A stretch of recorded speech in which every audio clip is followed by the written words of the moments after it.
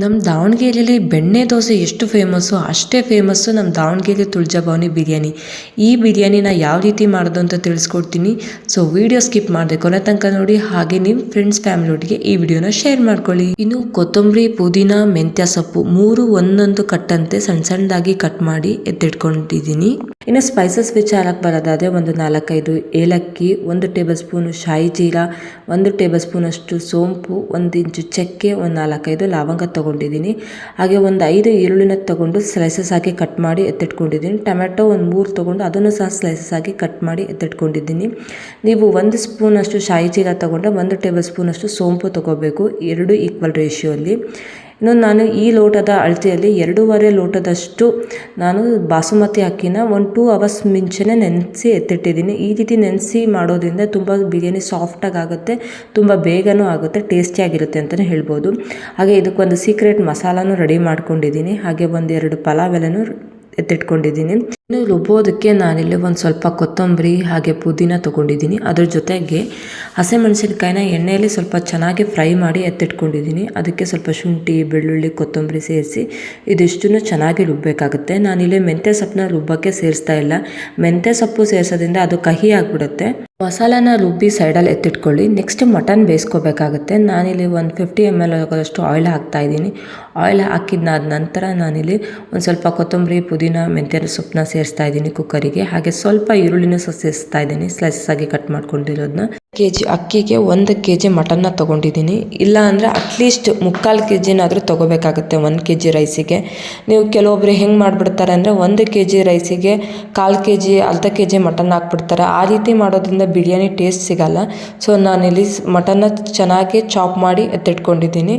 So ಇವಾಗ ಅದಕ್ಕೆ ಕುಕ್ಕರಿಗೆ ಹಾಕ್ತಾಯಿದ್ದೀನಿ. ಇದು ಚೆನ್ನಾಗಿ ಕಂಪ್ಲೀಟಾಗಿ ಒಂದು 2 to 3 ವಿಷಲ್ ಓಡಿಸ್ಬೇಕಾಗತ್ತೆ. ಇದು ಫಸ್ಟ್ ಎಣ್ಣೆಯಲ್ಲಿ ಸ್ವಲ್ಪ ಚೆನ್ನಾಗಿ ಫ್ರೈ ಮಾಡ್ಕೊಳ್ಳಿ. ಫ್ರೈ ಮಾಡ್ಕೊಂಡು ಆದ ನಂತರ ಇದಕ್ಕೆ ನಾವು ಉಪ್ಪು, ಅರಿಶಿಣದ ಪುಡಿ ಸೇರಿಸ್ಬೇಕಾಗತ್ತೆ. ನಾವು ಇದನ್ನು ಏನು ಬೇಯಿಸ್ಕೊಂಡಿರ್ತೀವಲ್ಲ ಅದನ್ನು ನೀರು ಸಹ ನಾವು ವೇಸ್ಟ್ ಮಾಡೋಲ್ಲ. ಅದೇ ನೀರನ್ನ ನಾವು ಬಿರಿಯಾನಿಗೆ ಹಾಕೋದ್ರಿಂದ ಟೇಸ್ಟ್ ತುಂಬಾ ಚೆನ್ನಾಗಿ ಬರುತ್ತೆ. ಕೆಲವೊಬ್ಬರು ಮಟನ್ ಬಿರಿಯಾನಿ ಮಾಡಬೇಕಾದ್ರೆ ಏನು ಮಾಡ್ತಾರೆ ಅಂದರೆ ಮಟನ್ನೇ ಬೇಯಿಸ್ಕೊಳ್ಳೋದಿಲ್ಲ, ಡೈರೆಕ್ಟ್ ಹಾಗೆ ಮಾಡ್ತಾರೆ. ಲೈಕ್ ಚಿಕನ್ ಬಿರಿಯಾನಿ ನೀವು ಬೇಯಿಸ್ಕೊಳ್ಳಿದ್ರು ಹಾಗೆ ನಡೆಯುತ್ತೆ. ಒಂದು 10 ಮಿನಿಟ್ಸ್ 20 ಮಿನಿಟ್ಸ್ ಹಾಗೆ ಮಸಾಲ ಹಾಕಿದ್ಮೇಲೆ ಕುದಿಸ್ಕೊಂಡ್ಬಿಟ್ರೆ ನಡೆಯುತ್ತೆ. ಬಟ್ ಮಟನ್ ಬಿರಿಯಾನಿ ಹಾಗಾಗಲ್ಲ. ಇದನ್ನು ಒಂದು 2-3 ವಿಷಲ್ ಕೂಗಿಸ್ಕೊಂಡಾಗೆ ಅದು ಬಿರಿಯಾನಿ ಟೇಸ್ಟ್ ಆಗಿರುತ್ತೆ. ಮೊದಲಿಗೆ ಒಂದು ಪಾತ್ರೆಯಲ್ಲಿ ಒಂದು 100 to 150 ml ಆಗೋಷ್ಟು ಆಯಿಲ್ನ ಸೇರಿಸ್ತಾ ಇದ್ದೀನಿ. ಆಯಿಲ್ ಆದ ನಂತರ ನಾವೇನು ಸ್ಪೈಸಸ್ ಎಲ್ಲ ತೊಗೊಂಡಿದ್ವಲ್ಲ ಅದನ್ನು ಸಹ ಸೇರಿಸ್ತಾ ಇದ್ದೀನಿ. ಆದಷ್ಟು ಗ್ಯಾಸ್ ಫ್ಲೇಮ್ನ ಲೋ ಆಗಿಟ್ಕೊಳ್ಳಿ. ಜಾಸ್ತಿ ಹೈ ಫ್ಲೇಮಲ್ಲಿ ಇಟ್ಬಿಟ್ರೆ ಸೀದೋಗ್ಬಿಡುತ್ತೆ. ಸೊ ಕಟ್ ಮಾಡ್ಕೊಂಡಿರುವ ಕೊತ್ತಂಬರಿ, ಪುದೀನ ಹಾಗೆ ಮೆಂತ್ಯ ಸೊಪ್ಪನ್ನು ಸಹ ಸೇರಿಸ್ತಾ ಇದ್ದೀನಿ. ಇದು ಸಹ ಚೆನ್ನಾಗಿ ಫ್ರೈ ಆಗಬೇಕು ಎಣ್ಣೆಯಲ್ಲಿ. ಸೊಪ್ಪಿನ ವಾಸನೆ ಎಲ್ಲ ಹೋಗಬೇಕು, ಅಲ್ಲಿ ತನಕ ಇದು ಚೆನ್ನಾಗಿ ಎಣ್ಣೆಯಲ್ಲಿ ಫ್ರೈ ಆಗಬೇಕು. ಎಲ್ಲಿ ತನಕ ಫ್ರೈ ಆಗಬೇಕು ಅಂದರೆ ಈ ರೀತಿ ಕಂಪ್ಲೀಟಾಗಿ ಕಲರ್ ಚೇಂಜ್ ಆಗೋವರೆಗೂ ಎಣ್ಣೆಯಲ್ಲಿ ಚೆನ್ನಾಗಿ ಸೊಪ್ಪನ್ನ ಹುರ್ಕೋಬೇಕಾಗುತ್ತೆ. ನಂತರ ಸ್ಲೈಸ್ ಆಗಿ ಕಟ್ ಮಾಡ್ಕೊಂಡಿರುವಂಥ ಈರುಳ್ಳಿನ ಸೇರಿಸ್ತಾ ಇದ್ದೀನಿ. ಈರುಳ್ಳಿ ಲೈಟ್ ಗೋಲ್ಡನ್ ಬ್ರೌನ್ ಬರಬೇಕು, ಅಲ್ಲಿ ತನಕ ಇದನ್ನು ಚೆನ್ನಾಗಿ ಫ್ರೈ ಮಾಡ್ಕೋಬೇಕು. ಜಾಸ್ತಿ ಹೈ ಫ್ಲೇಮಲ್ಲಿ ಇಡಬೇಡಿ, ಹೈ ಫ್ಲೇಮಲ್ಲಿ ಇಡೋದ್ರಿಂದ ಸೀದೋಗ್ಬಿಡುತ್ತೆ. ಸೊ ಚೆನ್ನಾಗಾಗಲ್ಲ. ಈ ಲೋ ಫ್ಲೇಮಲ್ಲೇ ಇಟ್ಕೊಂಡು ಇದನ್ನು ಚೆನ್ನಾಗಿ ಕೈ ಬಿಡದೆ ಗೋಲ್ಡನ್ ಬ್ರೌನ್ ಬರೋವರೆಗೂ ಇದನ್ನು ಚೆನ್ನಾಗಿ ಹುರ್ಕೊಳ್ಳಿ. ಸೊ ಪಲಾವಿಗೆ ಬೇಕಾದರೆ ನೀವು ಲೈಟಾಗಿ ಗೋಲ್ಡನ್ ಬ್ರೌನ್ ಬಂದರೆ ಸಾಕಾಗುತ್ತೆ. ಆದರೆ ಬಿರಿಯಾನಿಗೆ ಸ್ವಲ್ಪ ಡಾರ್ಕ್ ಆಗಿದ್ರೇ ಬಿರಿಯಾನಿಗೆ ಟೇಸ್ಟ್ ಅಂತಲೇ ಹೇಳ್ಬೋದು. ಸೊ ಇನ್ನೂ ನನ್ನ ಚಾನಲ್ನ ಯಾರೆಲ್ಲ ಸಬ್ಸ್ಕ್ರೈಬ್ ಮಾಡಿದೆ ಹಾಗೇ ನೋಡ್ತಿದ್ರು, ಪ್ಲೀಸ್ ನನ್ನ ಚಾನಲ್ನ ಸಬ್ಸ್ಕ್ರೈಬ್ ಮಾಡಿ. ಆಲ್ರೆಡಿ ಸಬ್ಸ್ಕ್ರೈಬ್ ಮಾಡಿದ್ದೀವಿ, ಥ್ಯಾಂಕ್ ಯು ಸೋ ಮಚ್. ಇದೇ ರೀತಿ ನನಗೆ ಸಪೋರ್ಟ್ ಮಾಡ್ತಾಯಿರಿ. ನೋಡಿ ಈ ರೀತಿ ಫುಲ್ ಕಂಪ್ಲೀಟಾಗಿ ಕಲರ್ ಚೇಂಜ್ ಆಗೋವರೆಗೂ ಇದನ್ನು ನಾವು ಈರುಳ್ಳಿನ ಫ್ರೈ ಮಾಡ್ಕೋಬೇಕಾಗುತ್ತೆ. ನಂತರ ನಾವು ಕುಕ್ಕರಲ್ಲಿ ಏನು ಮಟನ್ ಬೇಯಿಸ್ಕೊಂಡಿದ್ವಲ್ಲ ನಾನಿಲ್ಲಿ ಬರೀ ಮಟನ್ ಅಷ್ಟೇ ಹಾಕ್ತಾಯಿದ್ದೀನಿ. ಉಳಿದಿರೋ ವಾಟರ್ ಏನಿದೆಯಲ್ಲ ನಾನು ಲಾಸ್ಟಲ್ಲಿ ಹಾಕ್ತೀನಿ. ಸೊ ನಾನು ಆವಾಗಲೇ ಹೇಳ್ದಂಗೆ ಯಾವುದೂ ನಾವಿಲ್ಲಿ ವೇಸ್ಟ್ ಮಾಡೋದಿಲ್ಲ. ಸೊ ಎಣ್ಣೆಯಲ್ಲಿ ಸ್ವಲ್ಪ ಮಟನ್ ಚೆನ್ನಾಗಿ 1 to 3 ಮಿನಿಟ್ಸ್ ಚೆನ್ನಾಗಿ ಫ್ರೈ ಆಗಬೇಕು. ಡಿಫ್ರೆಂಟ್ ಬಿರಿಯಾನಿ ತಿಂದರೂ ನಾಟಿ ಬಿರಿಯಾನಿ ತಿನ್ನೋಷ್ಟು ಸ್ಯಾಟಿಸ್ಫಿಕೇಷನ್ ಯಾವ ಬಿರಿಯಾನಿಯಲ್ಲೂ ಸಿಗಲ್ಲ ಅಂತ ಹೇಳ್ಬೋದು. ಸೊ ಸ್ಪೆಷಲಿ ಈ ಬಿರಿಯಾನಿ ಟೇಸ್ಟ್ ಮಾತ್ರ ನೆಕ್ಸ್ಟ್ ಲೆವೆಲಲ್ಲೇ ಇರುತ್ತೆ. ಸೊ ಒಂದ್ಸಲ ಟ್ರೈ ಮಾಡಿ, ಖಂಡಿತವಾಗ್ಲೂ ನಿಮಗೂ ಇಷ್ಟ ಆಗುತ್ತೆ. ಸೊ ಎಣ್ಣೆಯಲ್ಲಿ ಚೆನ್ನಾಗಿ ಫ್ರೈ ಮಾಡ್ಕೋಬೇಕಾಗತ್ತೆ. 1 to 3 ಮಿನಿಟ್ಸ್ ಅಂತೂ ಚೆನ್ನಾಗಿ ಫ್ರೈ ಮಾಡ್ಕೊಳ್ಳೇಬೇಕಾಗುತ್ತೆ. ಆದಷ್ಟು ಅಡುಗೆನ ಪೇಷನ್ಸಿಂದ ಮಾಡಿ. ಪೇಷನ್ಸಿಂದ ಅಡುಗೆ ಮಾಡಿದಾಗ ಟೇಸ್ಟ್ ತುಂಬ ಚೆನ್ನಾಗಿರುತ್ತೆ. ಗಡಿ ಬಿಡಿಯಲ್ಲಿ ಅಡುಗೆ ಮಾಡಿದಾಗ ಟೇಸ್ಟ್ ಅಷ್ಟೊಂದು ಚೆನ್ನಾಗಿ ಬರೋದಿಲ್ಲ. ನಂತರ ನಾನಿಲ್ಲಿ ಒಂದು 1/2 ಸ್ಪೂನಷ್ಟು ಅರಿಶಿಣದ ಪುಡಿನ ಸೇರಿಸ್ತಾ ಇದ್ದೀನಿ. ಸೊ ಅರಿಶಿಣದ ಪುಡಿ ಸೇರಿಸಿದ ಆದ ನಂತರ ನಾವಿಲ್ಲಿ ಏನು ಮಾಡಬೇಕಾಗುತ್ತೆ, ಪಲಾವ್ ಎಲೆನ ಈ ಟೈಮಲ್ಲಿ ಸೇರಿಸ್ತಾ ಇದ್ದೀನಿ. ಕೆಲವೊಬ್ಬರು ಫಸ್ಟೇ ಸೇರಿಸ್ಬಿಡುತ್ತಾರೆ. ಫಸ್ಟೇ ಸೇರಿಸೋದ್ರಿಂದ ಅದು ಅಷ್ಟೊಂದು ಬಿರಿಯಾನಿಗೆ ಫ್ರೇಗ್ನೆನ್ಸ್ ಕೊಡಲ್ಲ. ಈ ಟೈಮಲ್ಲಿ ಸೇರಿಸೋದ್ರಿಂದ ಬಿರಿಯಾನಿಗೆ ಒಂದು ಎಕ್ಸ್ಟ್ರಾ ಫ್ರೇಗ್ನೆನ್ಸ್ ಕೊಡುತ್ತೆ. ಎಣ್ಣೆಯಲ್ಲಿ ಚೆನ್ನಾಗಿ ಫ್ರೈ ಆದ ನಂತರ ನಾವಿಲ್ಲಿ ರುಬ್ಬಿಟ್ಕೊಂಡಿರುವಂಥ ಮಸಾಲಾನ ಸೇರಿಸ್ಬೇಕಾಗುತ್ತೆ. ಈ ಮಸಾಲಾಗೆ ನಾನು ಯಾವುದೇ ರೀತಿ ಕಲರ್ನ ಹಾಕಿಲ್ಲ. ನ್ಯಾಚುರಲ್ ಆಗಿ ಎಷ್ಟು ಗ್ರೀನಿಶ್ ಆಗಿದೆ ಅಂತ ನೀವು ನೋಡ್ಬೋದು. ನೀವು ಈ ರೀತಿ ಪೇಸ್ಟ್ ಮಾಡಬೇಕಾದ್ರೆ ಯಾವಾಗಲೂ ಒಂದು 1/2 ಸ್ಪೂನಷ್ಟು ಉಪ್ಪನ್ನು ಸೇರಿಸಿ ನೀವು ರುಬ್ಬೋದ್ರಿಂದ ಅದು ಯಾವುದೇ ರೀತಿ ಕಲರ್ ಚೇಂಜ್ ಆಗಲ್ಲ. ನೀವು ಲಾಸ್ಟಲ್ಲಿ ಬಿರಿಯಾನಿ ಮಾಡಿದರೂ ಕಲರ್ ಅದು ಹಾಗೇ ಇರುತ್ತೆ. ಸೊ ಮರೀದೆ ಈ ಟಿಪ್ನ ಫಾಲೋ ಮಾಡಿ. ಇದನ್ನು ಚೆನ್ನಾಗಿ ಫ್ರೈ ಮಾಡ್ಕೋಬೇಕಾಗತ್ತೆ. ಹಸಿ ವಾಸನೆ ಕಂಪ್ಲೀಟಾಗಿ ಹೋಗಬೇಕಾಗತ್ತೆ. ಅಲ್ಲಿ ತನಕ ಇದನ್ನು ಚೆನ್ನಾಗಿ ಫ್ರೈ ಮಾಡ್ಕೊಳ್ಳಿ. ಈ ರುಬ್ಬೋದಕ್ಕೆ ನಾನು ಮೆಂತ್ಯ ಸೊಪ್ಪನ್ನ ಬಳಸಿಲ್ಲ. ಮೆಂತ್ಯ ಸೊಪ್ಪನ್ನ ಯಾಕೆ ಬಳಸಿಲ್ಲ ಅಂದರೆ ಅದು ಕಹಿ ಆಗಿಬಿಡುತ್ತೆ. ನಾವು ಮೆಂತ್ಯ ಸೊಪ್ಪನ್ನ ರುಬ್ಬಿ ಹಾಕಿದ್ದೆವು, ಸೊ ಅದಕ್ಕೆ ಮೆಂತ್ಯ ಸೊಪ್ಪನ್ನ ರುಬ್ಬಿ ಹಾಕಿಲ್ಲ. ಸೊ ನೀವು ಅದ್ರ ಬದಲೇ ಡ್ರೈ ಆಗಿರುವಂಥ ಕಸೂರಿ ಮೇಥಿನೂ ಸಹ ನೀವು ಯೂಸ್ ಮಾಡ್ಬೋದು. ನಾನು ಈ ಟೈಮ್ನಲ್ಲಿ ಸ್ಲೈಸಸ್ ಆಗಿ ಕಟ್ ಮಾಡ್ಕೊಂಡಿರುವ ಟೊಮೆಟೊನ ಸೇರಿಸ್ತಾ ಇದ್ದೀನಿ.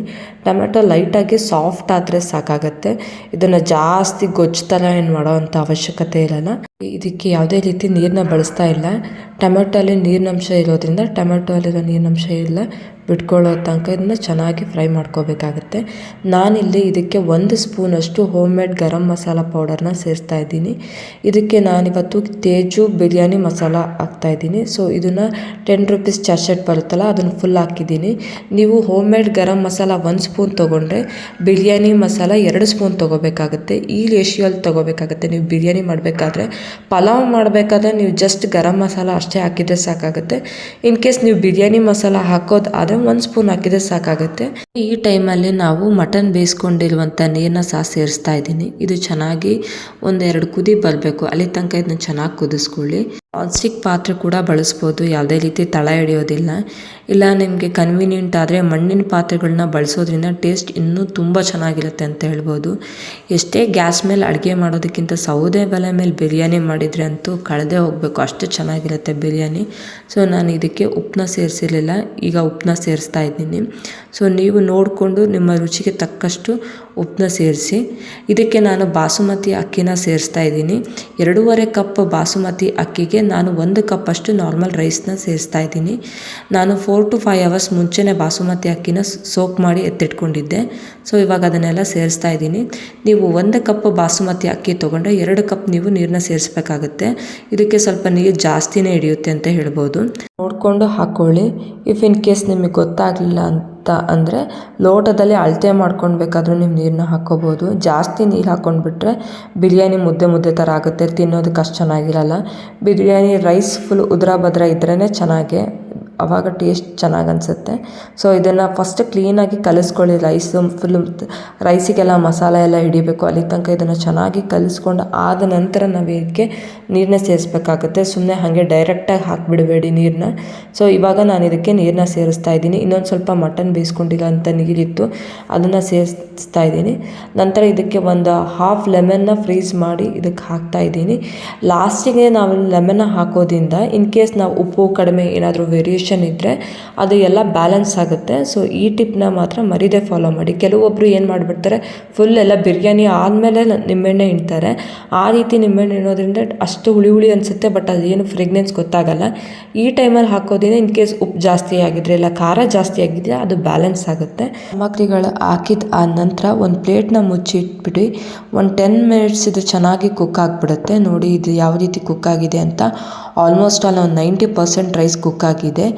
ಈ ರೀತಿ ಕುಕ್ ಆಗಿದ್ದ ಟೈಮಲ್ಲಿ ನಾವೇನು ಮಾಡಬೇಕಾಗತ್ತೆ ಅಂದರೆ, ಒಂದು ಸ್ಟೀಲಿಂದ ಕವರ್ ಬರುತ್ತೆ. ಯೂಶ್ವಲಿ ಇದು ಎಲ್ಲ ಆನ್ಲೈನು ಆಫ್ಲೈನಲ್ಲಿ ಎಲ್ಲ ಕಡೆನೂ ಸಿಗುತ್ತೆ.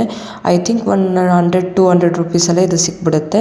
ಅದನ್ನು ತೊಗೊಂಡು ಇದನ್ನು ಕ್ಲೀನಾಗಿ ರ್ಯಾಪ್ ಮಾಡಬೇಕಾಗತ್ತೆ. ನೋಡಿ ನಾನಿಲ್ಲಿ ಯಾವ ರೀತಿ ರ್ಯಾಪ್ ಮಾಡೋದು ಅಂತ ತೋರಿಸ್ತಾ ಇದ್ದೀನಿ.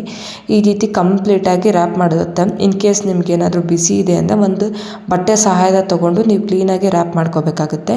ಇನ್ ಕೇಸ್ ಇದನ್ನು ಮಾಡೋಷ್ಟು ಪಾಸಿಬಿಲಿಟೀಸ್ ಇಲ್ಲ, ಇದು ನಿಮ್ಗೆ ಅವೈಲೇಬಲ್ ಇಲ್ಲ ಇಲ್ಲ ಅಂತಂದರೆ, ಇನ್ ಕೇಸ್ ನೀವು ಒಲೆಯಲ್ಲೇ ಮಾಡ್ತಾ ಇದ್ದೀರಿ ಅಂದರೆ ಒಲೆಯಲ್ಲಿ ಕೆಂಡ ಇರುತ್ತಲ್ಲ, ಆ ಕೆಂಡ ತೊಗೊಂಡು ಪ್ಲೇಟ್ ಮುಚ್ಚಿ ಅದರ ಮೇಲ್ಗಡೆ ನೀವು ಕೆಂಡನ ಹರಡಿದರೆ ಸಾಕಾಗುತ್ತೆ, ಅದು ಕೂಡ ದಮ್ ಕಟ್ಟುತ್ತೆ.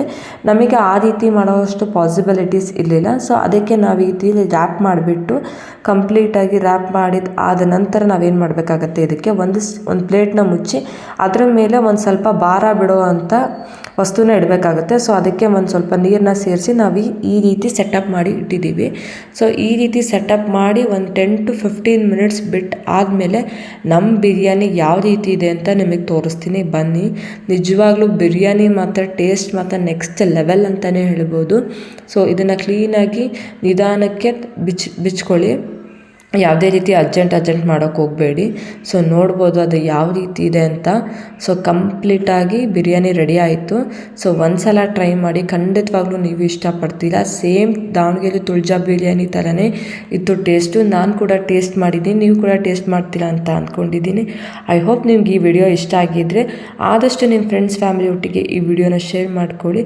ಹಾಗೆ ನೆಕ್ಸ್ಟ್ ಯಾವ ಥರದ ವಿಡಿಯೋ ಬೇಕು ಅಂತ ಕಮೆಂಟ್ ಸೆಕ್ಷನಲ್ಲಿ ಕಮೆಂಟ್ ಮಾಡಿ. ಡೆಫಿನೆಟ್ಲಿ ನಾನು ಅದ್ರ ಬಗ್ಗೆ ವಿಡಿಯೋ ಮಾಡ್ತೀನಿ. Thanks for watching. I love you all.